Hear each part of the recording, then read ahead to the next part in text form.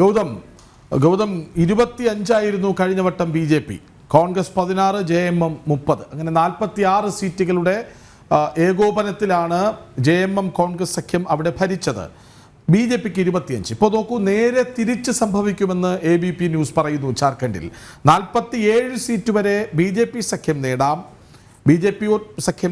JMM കോൺഗ്രസും കൂടി ചേർന്നാൽ പരമാവധി 30 സീറ്റുകൾ, 25 മുതൽ 30 സീറ്റുകൾ എന്ന്. അപ്പോൾ നമ്മൾ നേരത്തെ ജാർഖണ്ഡിൻ്റെ രാഷ്ട്രീയ സാഹചര്യങ്ങൾ വിലയിരുത്തി വരുമ്പോഴായിരുന്നു എക്സിറ്റ് പോളിലേക്ക് പോയത്. ഗൗതം, നമ്മൾ പറഞ്ഞു വന്നത് ശരിവയ്ക്കുന്നു ഈ എക്സിറ്റ് പോളുകൾ. അതായത് ഏറെ പ്രതിരോധത്തിലായിരുന്നു JMM കോൺഗ്രസ് സഖ്യം അവിടെ.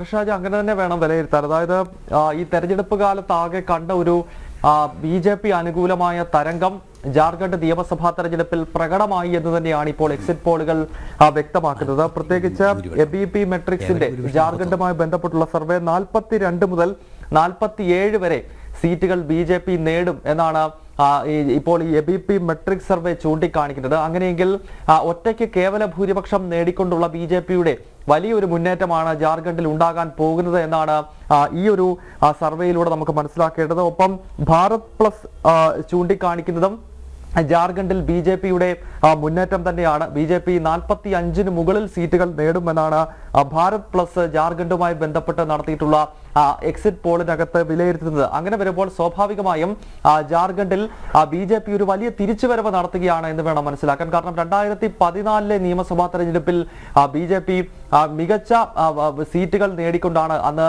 രഘുബർ ദാസിന്റെ നേതൃത്വത്തിൽ അവിടെ സർക്കാർ രൂപീകരിച്ചത്. അത് ജാർഖണ്ഡിന്റെ ചരിത്രത്തിൽ തന്നെ ആദ്യമായാണ് ഒരു പാർട്ടിക്ക് ഒറ്റയ്ക്ക് കേവല ഭൂരിപക്ഷം കിട്ടുകയും മാത്രമല്ല ഒരു പാർട്ടി 5 വർഷം ഭരണത്തിൽ ഇരിക്കുന്നു, ഒരു മുഖ്യമന്ത്രി തുടർച്ചയായി 5 വർഷം ഭരിച്ചു എന്നത് ജാർഖണ്ഡിനെ സംബന്ധിച്ചിടത്തോളം അത് വലിയൊരു അത്ഭുതമായിരുന്നു. കാരണം 2000 സംസ്ഥാനം രൂപീകരിച്ചതിന് ശേഷം പിന്നീട് ഒരു മുഖ്യമന്ത്രിക്ക് പോലും രഘുബർ ദാസ് ഒഴിച്ചു കഴിഞ്ഞാൽ മറ്റൊരു മുഖ്യമന്ത്രിക്കും അവിടെ മുഴുവൻ സമയം കാലാവധി പൂർത്തീകരിക്കാൻ കഴിഞ്ഞിട്ടില്ല.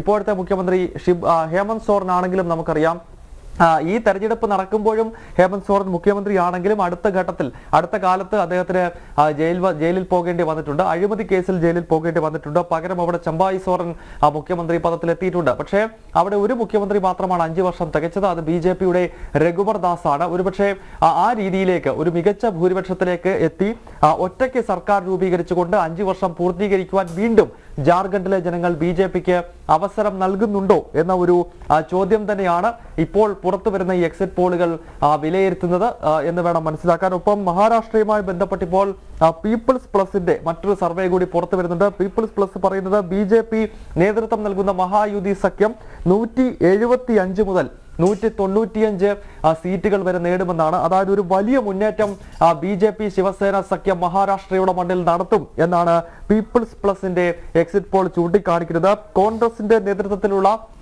മഹാവികാസ് അഘാടി അതല്ലെങ്കിൽ ഇന്ത്യ സഖ്യം 85-നും 112-നും ഇടയിൽ സീറ്റുകളിൽ ഒതുങ്ങും എന്നാണ് പീപ്പിൾസ് പ്ലസ് ചൂണ്ടിക്കാണിക്കുന്നത്. നേരത്തെ നമ്മൾ ABPയുടെയും അതോടൊപ്പം തന്നെ റിപ്പബ്ലിക് TVയുടെയും ഒക്കെ സർവേകൾ സമാനമായ രീതിയിൽ അവിടെ ഭരണ തുടർച്ച ഉണ്ടാകുമെന്ന് തന്നെയാണ് പറയുന്നത്. അതായത് ഒരു ഭരണവിരുദ്ധ വികാരം മഹാരാഷ്ട്രയുടെ മണ്ണിലില്ല.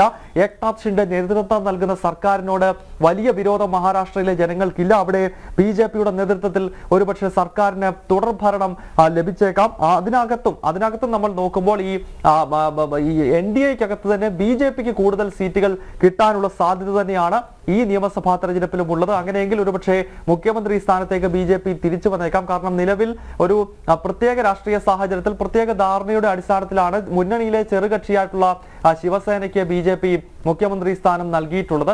ഈ നിയമസഭാ തെരഞ്ഞെടുപ്പ് കഴിയുമ്പോൾ എന്തായാലും ആ മുഖ്യമന്ത്രി പദം BJP തിരിച്ച് ഏറ്റെടുക്കും. ഭരണ തുടർച്ച ലഭിക്കുകയാണെങ്കിൽ ഏറ്റെടുക്കുമെന്ന കാര്യത്തിൽ തർക്കമില്ല.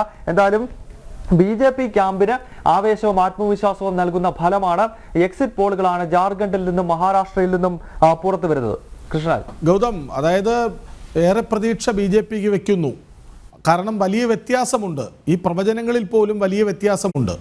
25-30 JMM കോൺഗ്രസ് സഖ്യത്തിന് പറയുമ്പോൾ ജാർഖണ്ഡിൽ 47 വരെ സീറ്റുകൾ BJPക്ക് പ്രവചിക്കുന്നുണ്ട്. മഹാരാഷ്ട്രയിലാകട്ടെ അവിടെയും കൃത്യമായ മുൻതൂക്കം നേടാനാകുന്നുണ്ട് BJP സഖ്യത്തിന് എന്നതും വ്യക്തമാണ്. നോക്കൂ, JMMൻ്റെ ചുവടുപിടിച്ച് അവിടെ അധികാരത്തിലുണ്ട് എന്ന് അവകാശപ്പെടുന്ന കോൺഗ്രസിൻ്റെയൊക്കെ ഭാവി എന്താകും ജാർഖണ്ഡ് കൂടി പോകുമ്പോൾ?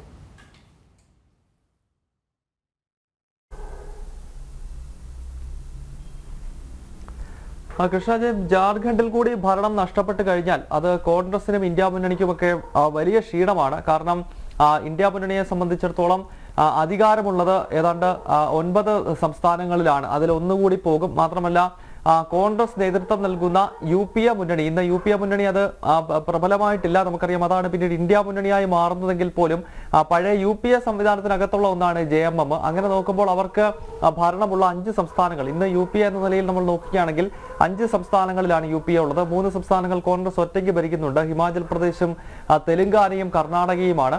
അതുകൂടാതെ DMK ഭരിക്കുന്ന തമിഴ്നാടും ജാർഖണ്ഡ് മുക്തിമോർച്ച ഭരിക്കുന്ന ഈ ജാർഖണ്ഡുമാണ് പിന്നീടുള്ള UPA മുന്നണിക്കകത്ത് നിലനിൽക്കുന്ന രാഷ്ട്രീയ പാർട്ടികൾ. പക്ഷേ ഇന്ന് അത് ഇന്ത്യ മുന്നണി എന്ന രീതിയിൽ അത് വിപുലീകരിക്കുന്ന ഘട്ടത്തിൽ ഏതാണ്ട് 9 സംസ്ഥാനങ്ങളിൽ അവർക്ക് ഭരണമുണ്ട്. എങ്കിലും പഴയ UPA എന്ന നിലയിൽ നോക്കിക്കഴിഞ്ഞാൽ അത് 5 സംസ്ഥാനങ്ങളിലാണ്. എന്തായാലും ഈ 5 സംസ്ഥാനങ്ങളിൽ ഭരണമുള്ള ഒരു മുന്നണിയെ സംബന്ധിച്ചിടത്തോളം അവർക്കത് വലിയ ക്ഷീണം ചെയ്യുന്ന ഒന്നാകും ജാർഖണ്ഡിൽ ഭരണം നഷ്ടപ്പെട്ട് കഴിഞ്ഞാൽ. പ്രത്യേകിച്ച് കോൺഗ്രസിനെ സംബന്ധിച്ച് അടുത്ത കാലത്ത് ഘടകകക്ഷികളെല്ലാം കോൺഗ്രസിനെ തള്ളിപ്പറയുന്ന പശ്ചാത്തലം രൂപപ്പെട്ടിരുന്നു. പ്രത്യേകിച്ച് ജമ്മു കാശ്മീരിന്റെ നിയമസഭാ തെരഞ്ഞെടുപ്പ് ഫലം നമുക്കറിയാം. കശ്മീരിന്റെ തെരഞ്ഞെടുപ്പ് ഫലം വരുമ്പോൾ നാഷണൽ കോൺഫറൻസ് അവിടെ മികച്ച പെർഫോമൻസ് നടത്തുകയും അവിടെ ഭരണത്തിലേറുകയും ഒക്കെ ചെയ്യുമ്പോഴും കോൺഗ്രസിന് സീറ്റുകൾ കൊടുക്കേണ്ടായിരുന്നു എന്ന ഒരു തോന്നൽ പോലും NCക്ക് ഉണ്ടായി. അതിനാൽ തന്നെ മന്ത്രിസഭാ രൂപീകരണത്തിൽ പോലും കോൺഗ്രസിനെ നാഷണൽ കോൺഫറൻസ് അവഗണിച്ചു.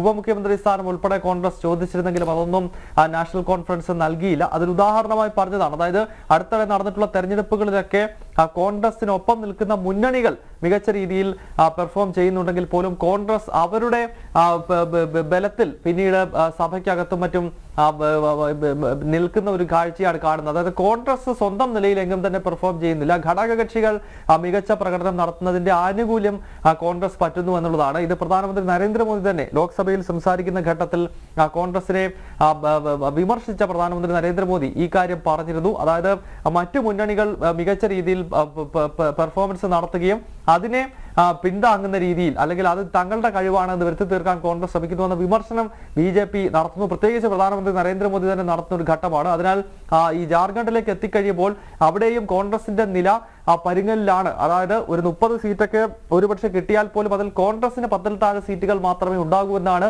എക്സിറ്റ് പോളുകൾ പ്രവചിക്കുന്നത്. അങ്ങനെയെങ്കിൽ അത് വലിയ ക്ഷീണമാണ് രാഹുലിനും കോൺഗ്രസിനും എന്ന് വേണം പൊതുവെ വിശേഷിപ്പിക്കാൻ.